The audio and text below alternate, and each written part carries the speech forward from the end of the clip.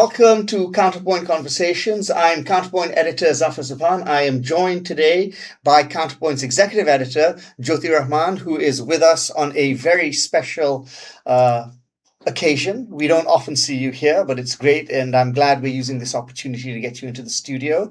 And let's talk a little bit. I think what we wanted to talk today with our viewers about is the Counterpoint, what is it? What do we call it? A quiz?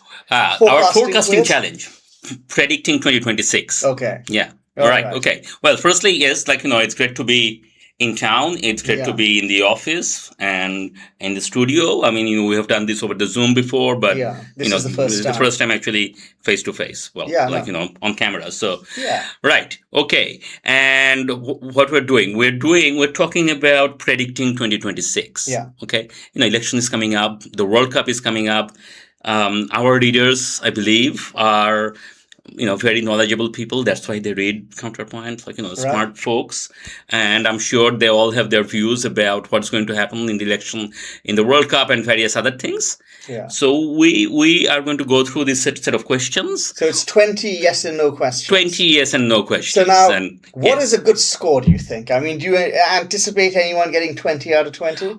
Well, is that what it's going to take to win this? Or do you I'm certainly hoping that there would be more than one, and we would have to somehow figure out a little playoff system. Little playoff system. That's exactly what I'm hoping, because, as I said, our readers are smart, right? Yeah. What do they get out of all of this? So there's a prize. You get to actually decide what the prize would be, or you get to put an input. So you get to meet somebody famous. Okay, this time next year we'll make it happen. Yeah. We'll have a little shindig, a little, And a big part of what we're trying to do here, just to clue in our viewers, is the real point about Counterpoint is we want to create two things. One, we want to create a community. Yes. Okay, and so this is part of that project that, we think of our readers, we think of our viewers as a community having a conversation with one another. And I think one of the things I've been very pleased with is to see some of the conversations we've had on our pages. Mm-hmm. People write something and then someone responds, and then you have this kind of conversation back and forth. So that's one. Okay.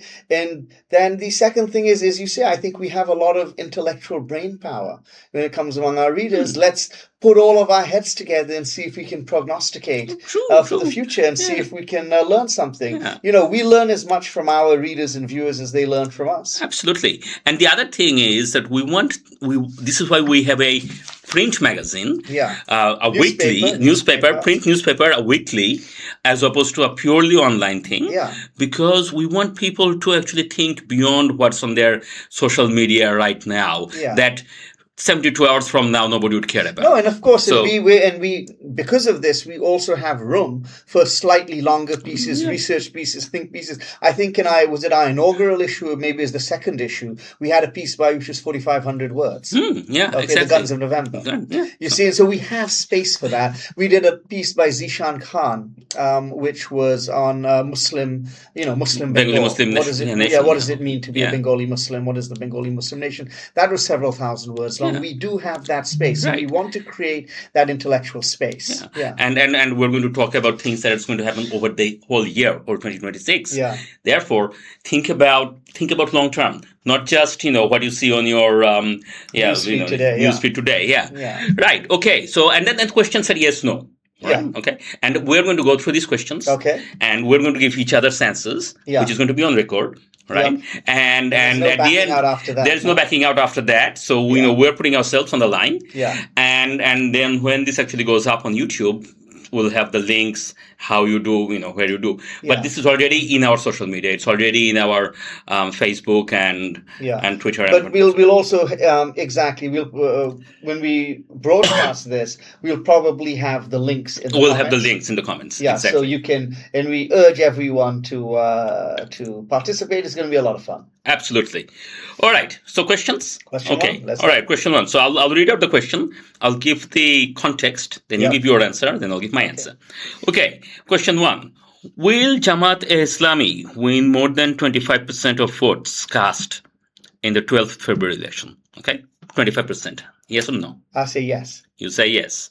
The context here is that they received maximum of 12 12% in the Right. past This in would be a 1991. huge So step up for them. step up for Absolutely. them. Yeah, I think I'm going to say yes as well. Yeah. Yeah. I mean, a lot of what we have been seeing in the polling suggests that they might even reach as high as 30%. They might. So I think 25% is fairly safe. Fairly safe. Now, of course, we should point out that this does not necessarily translate into seats. That's a whole different conversation. That's a whole different conversation. Exactly. First past post and all of that. Okay. Number 2. Will the National Citizens Party, the student party, the July Uprising party, will they win more than 5 seats in the election? I would say no. I see them winning maybe 2 or 3, but I think that's about it. Yeah. They are contesting 30 as part of the Jamaat-led alliance. Yeah. I don't see them winning more than 1. Hasnat? Yeah, could be right. Yeah. So 5, both of I us, think 5, less than 5. Is ambitious. Ambitious. Yeah. Okay. Number 3. Will the cabinet, including junior ministers and cabinet member ranked advisors? So we have this funny system. Yeah. Under Hasina, we had this funny system where she had a whole bunch of people as prime ministerial advisors. Well, that's because you're allowed 10%, aren't you? We have 10% technocrats, and then these are people who were on top of that. Yeah. So people like Salman F. Rahman and so on, who were not ministers, but they had the rank. Like H.T. Imam. Yeah, H.T. Imam, and exactly, yeah. Yes. So, will the cabinet, including these people, junior ministers and advisors, everyone together. Ministers, state ministers, deputy ministers, advisors. You know what a cabinet is. Right, yes. So, will it have more than 60 members? How big? It will have less than 60. It will have less than 60. Yeah, that's a huge number. That's a huge number. So put that in context. The first time Khaleda Zia became prime minister back in 1991, the cabinet that got sworn in, it got expanded a bit later.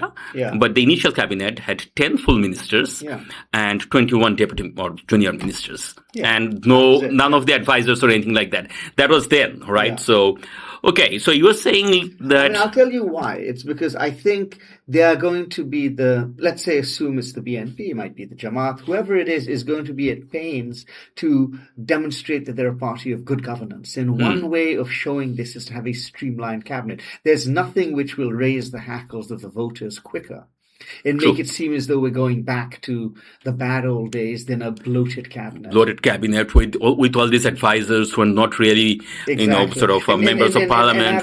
Having set the number at 60, I think it's safe. Now, if you set the number at 40, that would have been a tougher call. That would be a tougher call. Yeah. Well, no, I think I'm going to go with you as well. No, it's going to be less than, it's going to be less than 60. So we haven't disagreed yet. We haven't disagreed yet. Okay. All right, question number 4.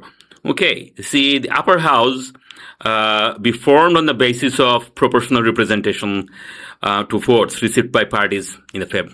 So what we're really asking is A, will the referendum pass? And B, if it passes, will that be honoured by whoever comes to power, be it BNP, be it Jamaat? Mm-hmm. Now, that's a tough one, hey? That's a tough one. That is a tough one. It's a two-parter. It's a two-parter, yeah. So to put this in the is there a time frame? It's got to be formed by the end of 2026? It's got to be done by end of 2026. Because this is a prediction for 2026. Got it. I'm going to say no. You're going to say no? I'm going to say okay, all right. I'm not at all sure that the referendum will pass. Right. And even if it does, I wonder very much. I think 2026 is too soon to have this put in place. Okay. So I think that so here is one, where we are going to have, So I think that this is going to happen. I think that the referendum probably will pass, albeit narrowly. Okay. And once it has passed, then it would be difficult for if it is Jamaat government, they obviously want it. Yeah. If it is a BNP government, then they would probably find it. You don't think that the mere effort of putting all of this stuff together is going to take over a year? I mean, this is Bangladesh after all. No. The way I see it is that if it is a BNP government, they would want to get this done as quickly as possible because they would not want to drag this out. Yeah. So it's going to be very interesting, of course. And, I'm in favor of a upper house, and I'm in favor of PR-based upper house. We've discussed this. We've both written about this. It'd be fascinating to see who it will be fascinating. True. Absolutely. Absolutely. The other thing is that if BNP wins, but they don't win massively so that they can do whatever they want. Yeah. So if it's a narrow win, then what happens? Because then, sort of, okay, Jamaat may support this from a principled perspective. Yeah.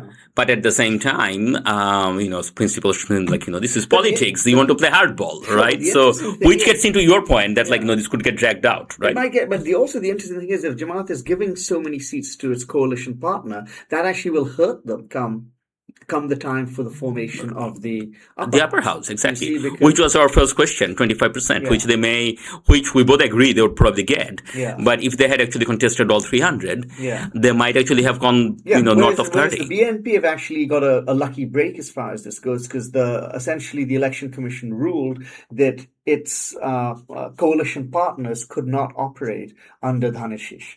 They had to operate under their own symbol. As a result of which, you have people like Bobby Hajjaj who have now joined the BNP. And so, if he wins, that'll be a BNP seat, and all of his votes will be accrued to BNP for the purposes of the upper house. Yeah.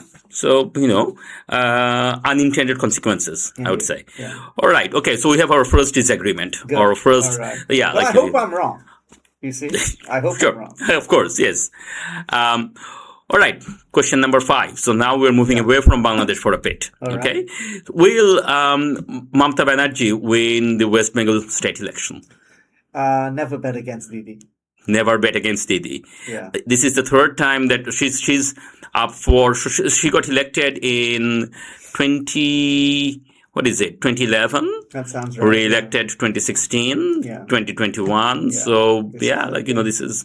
But I remember, it was supposed to be touch and go, and she was behind considerably at this stage of the game in the last election, and then she pulled it out. Yeah. And by the way, a lot of the sound and fury that we see coming from India, such as over the cricket, is about this election, right? That's what I understand. Okay. So she has a lot of big guns. Right. Coming for her. Yeah. And, this is it. This is the big one. But like I said, I have faith. All right. Okay. I think I'm going to go with you as well. That's never bet against Didi. She's going to pull it off. Yeah. Okay. Question number 6. Will the next president be under the age of 75? I'm going to go for yes. Now, I don't know who the next president is. There are various people who have been. How old is Fakro, by the way? I think he would be north of 75. North of 75. But here's the thing. If the referendum passes, he can't be president unless he resigns his seat in the party. Because I'm pretty sure one of the things there is that a party person cannot be president. So I don't know how that will go. So I've heard his name being bruited around. There is the ex-Chief Justice, maybe someone else. But this is a toss-up. It's a toss-up, right? So did I say no? Maybe I should change that to yes. I think I'm going to go with a yes. Okay. I think whether it is Mr. Alamgir or whether it's some other venerated old senior citizen person. In fact, like I said, I'm going to switch my vote to yes, because this is Bangladesh. This is Bangladesh, right? Well, see, one of the things, the way I think is that the current president, when he was anointed by Hasina regime, that raised a lot of eyebrows. Even among the most hardcore of the Awami supporters thought what the hell, and whoever wins this government or election, BNP or Jamaat or all of them, they would probably want to, have someone of stature. And then someone who's non-controversial. And non-controversial. And so I think, like I said, I would really like to see Mirza Fakhrul. I think in days gone by, he would have made a fine prime minister, but he's probably a little too old for that kind of executive role. So the president would, I think, be the perfect capstone to a fine career. All right. Okay. We're both going to go with yes. Yeah. Okay. Question number 7. Professor Yunus, will he spend more than 150 days in Bangladesh in 2026? I'm going to say yes, simply because, 150 days is an awful long time. I think he will spend a considerable amount of time outside the country. I don't know in past years how many days it's been inside and how many days it's been outside. But I think if you're setting the bar at 150, he'll spend 150 days in Bangladesh. Because that still leaves him with over 210 days overseas. There you go. There you go. Exactly. Yeah. Okay, I think I'm going to go with you. Yeah. Reasonable place. Yeah. Okay.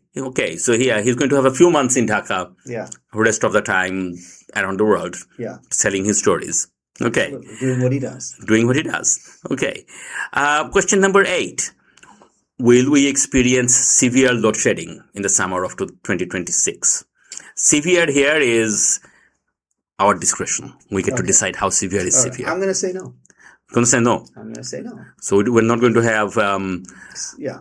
And I said a lot of what I'm saying. I acknowledge that I am voting my preferences. I'm voting my desires. Well, people like to say that they're objective, but you'd be surprised how often even the supposed professionals who put their money on it really at the end go with their gut, which is really their feelings, which is their preference in a disguised way. Well, a lot of op-ed writers, you see, a lot of op-ed writing is actually you write what you want to happen in the usually vain hope that you're more likely to make it happen.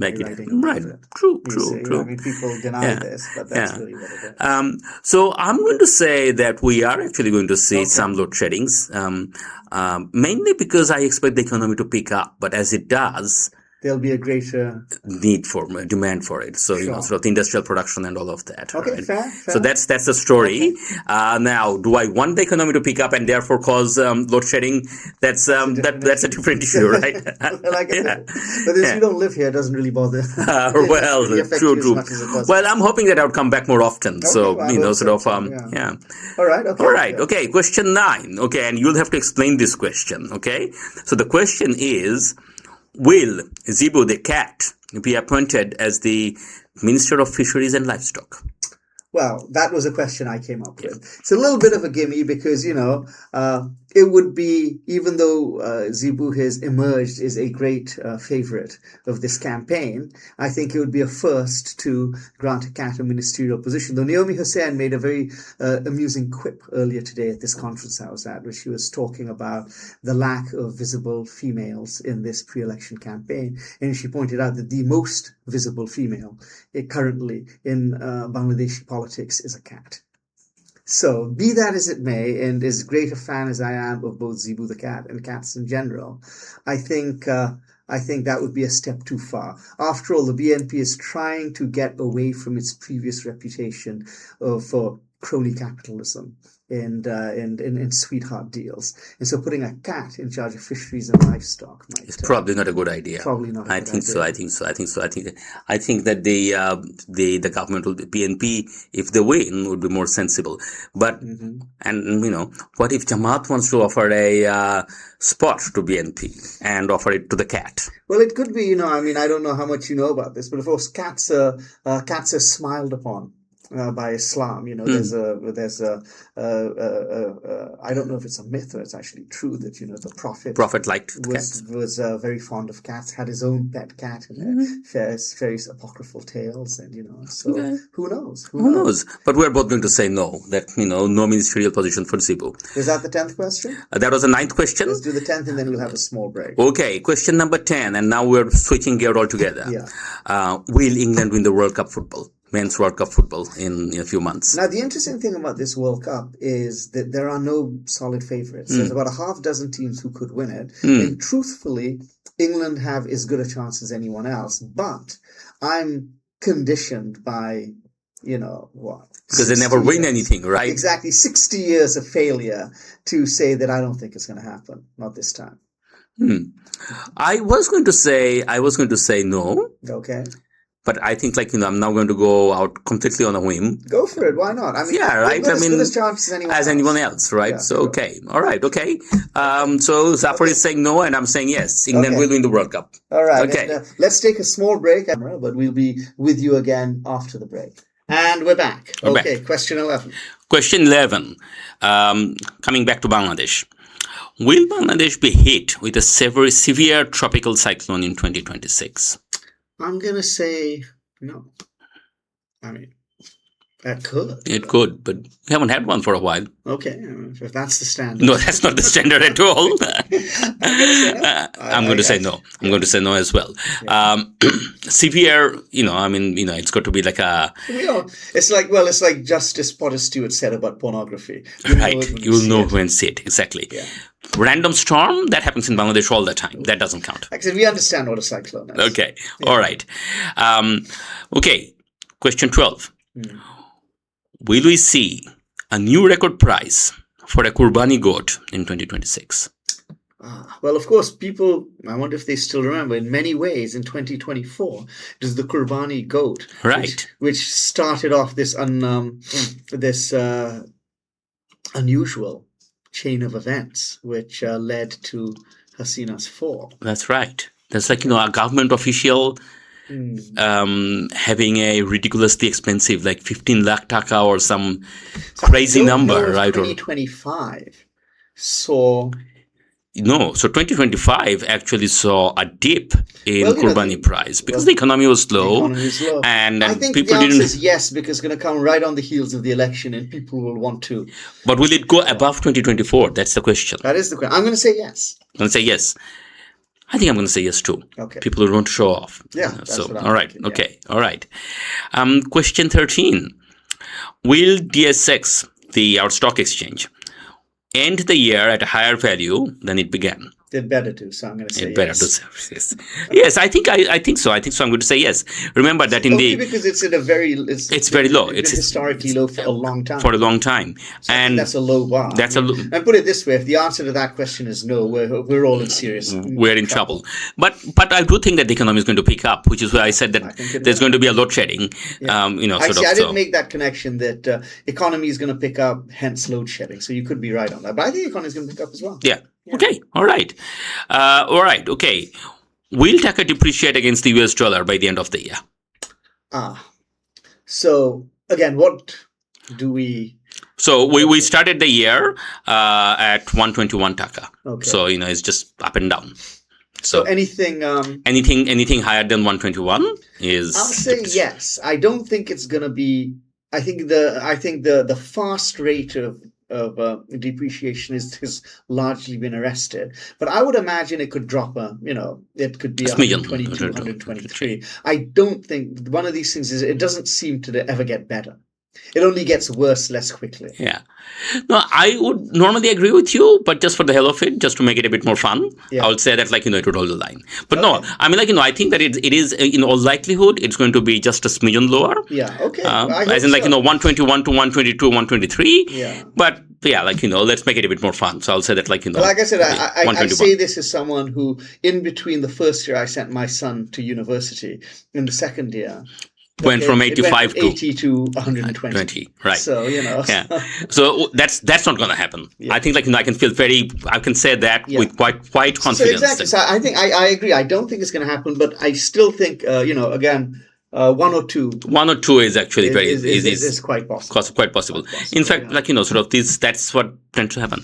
By the way, the Indian rupee is depreciating massively. I just saw it's the worst. It's 93. Yeah, and that's good for Bangladesh because that means that against rupee, taka is strong. I don't know if you remember this way back when I first started writing for you back in forum days. This was one of the first things that I said that look, no one thinks about the taka rupee exchange rate. That's what really matters. But for a lot of things, rice and vegetable and all of that stuff. I wonder. I mean, if you have all of these currencies, I mean, is there an opportunity for arbitrage here? It's definitely. Yes. Yeah. Yes. Okay. Yeah. All right. Okay. Question 15. So switching overseas. Will the U.S. Democrats recapture at least one House of Congress? Absolutely. Yeah. So that's an easy question. True win. Right. It's not the question, but both? I think they may capture both. Okay. All right. I think they may capture both. But, since you set the bar at one question. One. Yeah. For the question, yes, one. Okay. Yeah. All right. Question 16. Will a global leader visit Bangladesh in 2026? And we're going to define a global leader as head of government of a G20 country. Okay, G20. G20. Not just any head of state. Not just any head of state. So, Pakistan Prime Minister visiting, not a global leader. Okay. Tough one, but we got 10 months. I mean, what the The hell? 10 One months? guy's going to show up. I mean, well, G20. G20. That is interesting. So Malaysia doesn't count. Malaysia doesn't count. No. Singapore doesn't count. Singapore doesn't count. It's going to have to be essentially a... Turkey? Turkey counts, but will he show up? Erdogan? Ooh. Well, I wonder. Yeah. I think I'm going to say yes, simply because I think they're going to want someone to come. And so there's a lot of stops will be pulled out to make sure that we have like one big person come. Yeah. Well, if it's the Chinese president, if Xi Jinping comes, that would be it could happen. That could be a big, or someone, or maybe the Japanese. The Japanese, yes, or the Korean, they are in G20. Yeah. And yes, yes. Okay. Yes. I think I'm going to go with you. Yes. Okay. Yeah. All right. Okay. Will Bangladesh achieve record success in terms of medal count in Asian Games? So to remind ourselves, we won a gold in men's cricket, a silver in women's cricket, and a bronze in women's kabaddi in 2010. That's our best. So that's a pretty low haul. So if that's the bar, I'm going to say yes. Yes. Why not? This was 2010. We had never done anything since then. Yeah, well, let's see. I feel that... this is our year? This is our year. All right, okay. Yeah. It's hopeful. I'm more skeptical. I'm not really sure. We're not, men's cricket, women's cricket, kabaddi. I think I'm going to say no. Where are the Asian Games this year? That's a good question. I don't know. I need to look that up. Okay. So maybe you can Google it. Okay. Or the viewers can look it up and leave in the comments. Right. Yes. Okay. Okay. Will there be any new political YouTubers?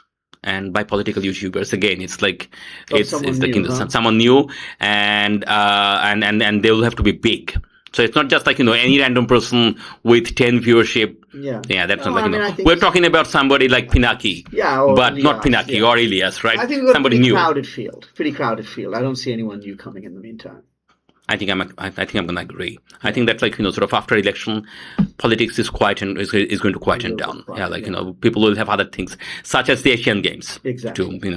I think we have had a couple of years of a lot of politics. People, there are other things in life, maybe. Okay. I guess. Yeah. All right. So we're both saying no. Both saying no. All right. Okay.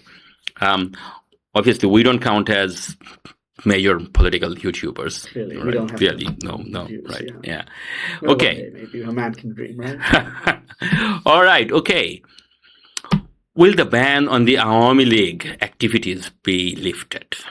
That's interesting. It's a tough question. I know the BNP is planning to do so. On the other hand, will they have the political capital to do so in 2026? This is 2026 question. If it happens in 2030, that doesn't count. That doesn't count. I'm going to say yes. Are you going to say yes? Yeah. That they are going to bite the bullet and just get done. Right. Yeah. See, that's interesting because on the one hand, you don't want to leave these things till doing this before the next election might be tricky. But on the other hand, by the next election, people tend to forget. No, I think the sooner you do it, as they say, if it were done, 'twere best done quickly. Or as you say, you've got to kill the cat on the first night. So, and the thing is here, the point is, it's actually going to hurt them domestically. Okay, because there's going to be a lot of people. You're going to have the Jamaat, you're going to have NCP, you're going to have just a lot of people with no allegiance, but who are going to be very unhappy about this. But I think it'll win them plaudits and points outside the country. And so they're going to have to balance those two. See, the other thing is electorally, in this election at least, they are benefiting from, all the polls suggest that, if Awami League is your preferred party, and if they're not running, who would you vote for? And it seems that is breaking BNP's way. So, True. But I think at some point, they would have to reintegrate them, and so sooner rather than later. So it's a tough, but like I said, it's a tough question. It's part of it. Of this thing. But I'm going to say yes. Okay, I think I'm going to say no, precisely because it is a tough one, and then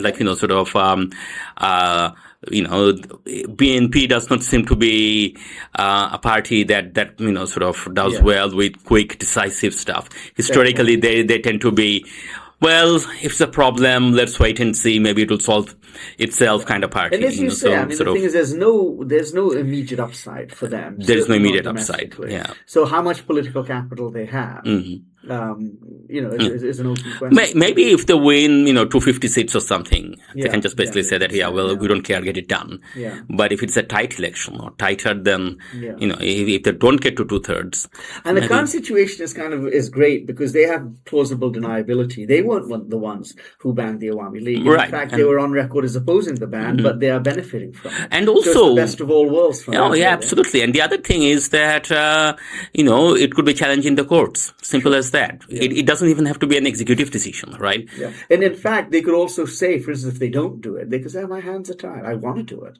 But, I've got all of these, I've got to think about public opinion. I've got to think about the loyal opposition. I've got to think about Grame-Ganje Manush ki bolbe. Absolutely. So, exactly. So, yeah.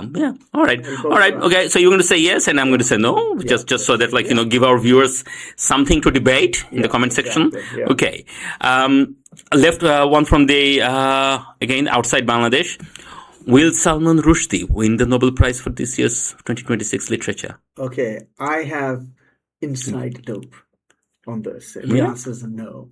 Okay, I think he deserves to win the Nobel Prize. I think I've seen many a lesser writer win it, but I have also heard from someone who apparently has the ear of the Nobel Committee that he won't win it simply because they are concerned about the security concerns. Yeah, it's very unfair because it's not a decision which is made on the merits.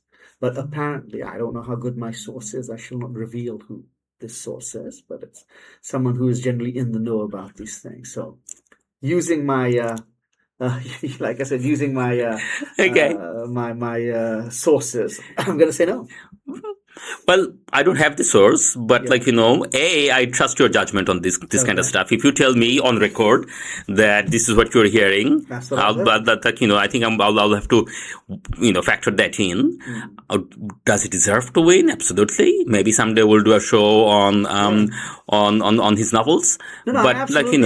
Many a lesser writer. He has. If you now look at his corpus of work, I mean, it's very, it's astonishing. There's no question. And very relevant for people like us, sort of writing in and in English in Bangladesh, subcontinental writers in English, right? So and in a globalized world and all of those things, right?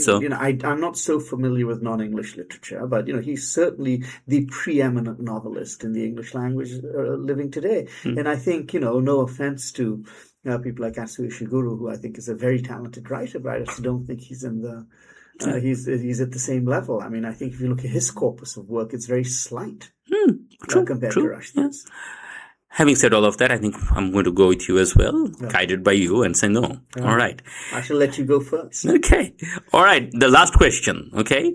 Will the Odyssey surpass Christopher Nolan's previous movies in terms of critical acclaim and commercial success? Commercial success is easy to make, but critical acclaim, I actually know nothing about this. I know very little about movies compared to you, but I'm going to say no, simply because I have this theory that they don't make good movies anymore. Okay, and also I don't see Christopher Nolan. I think he's a great director, but I don't see him as the kind of person who could direct a good Odyssey. Okay, and so I don't know if it's going to get too much commercial success in this day and age. I'm not sure these kind of movies are what people watch. And again, critical acclaim, I just don't think it's what he does best. So I'm going to say no. Yeah, I think I'm going to agree with you. He's done a lot of really good movies.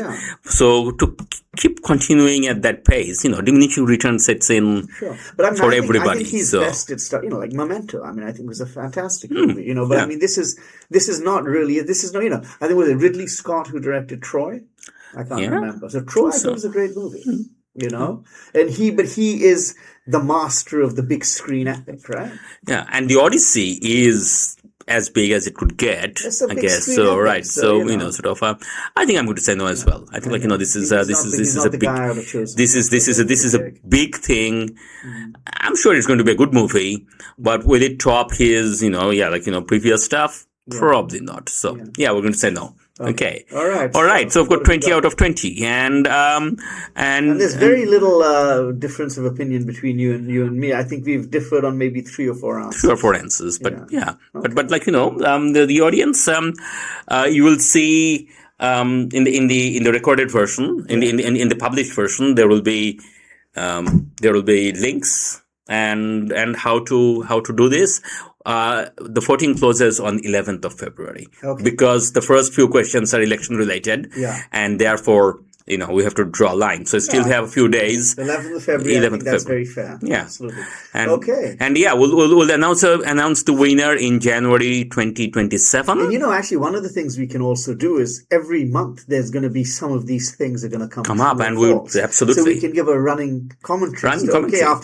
After let's say in 2 months' time, 5 or 6 questions may have already been resolved. Well, what are the scores on the doors? Who's got 6 out of 6? Who's already falling by the wayside? Absolutely. Okay. Let's do that, and then and actually talk about what that means. For example, the election, right? Yeah, so absolutely. This is going to be good fun. All right. Well, thank you, Jyoti. This has been great. This was your brainchild, so I really appreciate your bringing this to Counterpoint. And let's see if your prognostication or mine is better, and let's see if anyone in our audience can best us. I certainly hope someone does, and absolutely. I have no doubt that someone will. Yes, who it's going to be, I don't know.